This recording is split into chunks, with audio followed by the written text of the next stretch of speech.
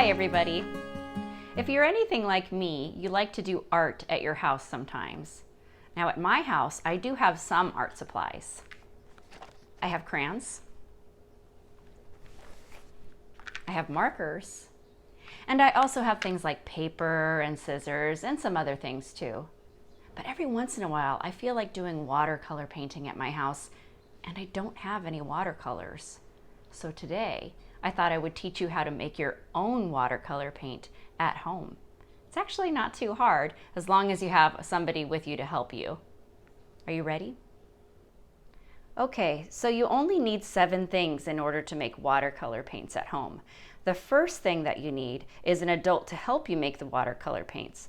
But I didn't put an adult on the table because that would be really silly. So the second thing that you need is an ice cube tray that kind of looks like this. Now this one doesn't have any ice cubes in it right now, it's just empty. The second thing that you need is some baking soda. You can ask someone at your house if there's baking soda at your house. The third thing that you need is some sort of a stick, because you're going to have to stir your paints later. So this is my stirring stick. The next thing that you need is some water. So I already put water in a little cup here to get ready. Then you're going to need some food coloring. Now I'm wondering if some of you actually have some food coloring left over from when you colored your eggs recently. Food coloring. And the last thing that you need is some sort of a little spoon so you can scoop out the baking soda.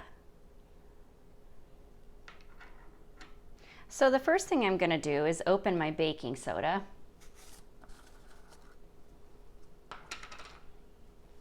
And I have my little spoon here.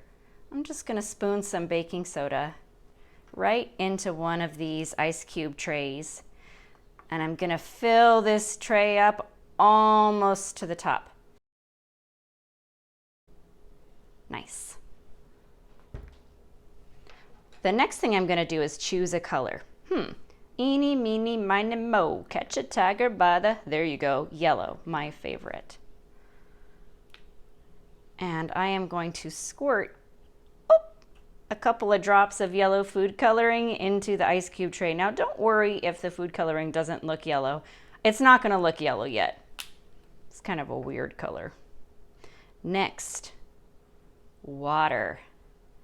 I'm going to drop a little bit of water into here, not a lot. I'm not going to pour a bunch out. I'm going to go really slow. Then my stir stick, I'm going to stir that up. Uh-oh, not stirring very well. Going to add more water so I can stir it just a couple drops. Whoop.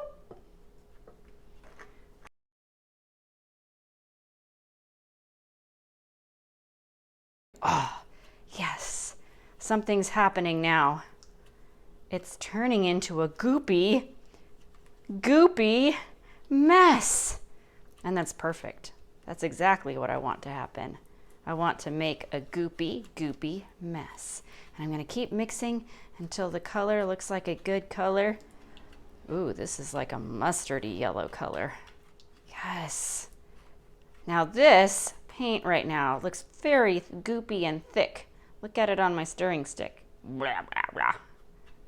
And that's exactly what I want to happen. In fact, I'm even going to add a little bit more baking soda and stir it around a little bit. Because I don't want my paint to look like water. I want my paint to be able to dry into a nice, solid chunk of mustardy yellow paint. Okay, that looks pretty good. Now that color is almost done, except now I have to use a lot of patience because I have to take this tray of yellow color and put it in the freezer. And I have to leave it in the freezer for 3 or 4 hours. And then it'll be all ready to use. It's as easy as that.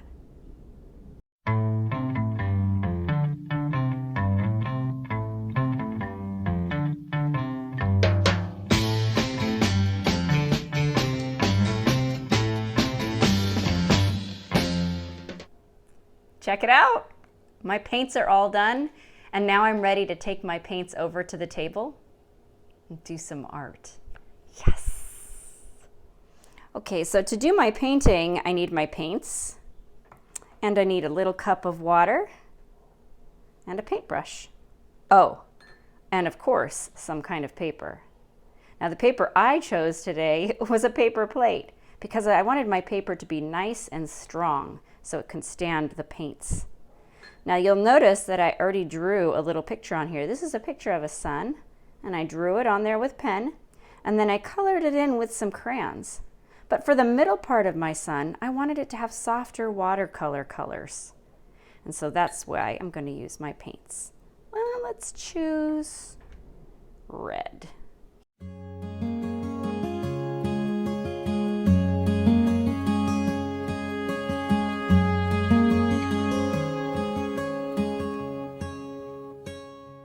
See you next time, everybody.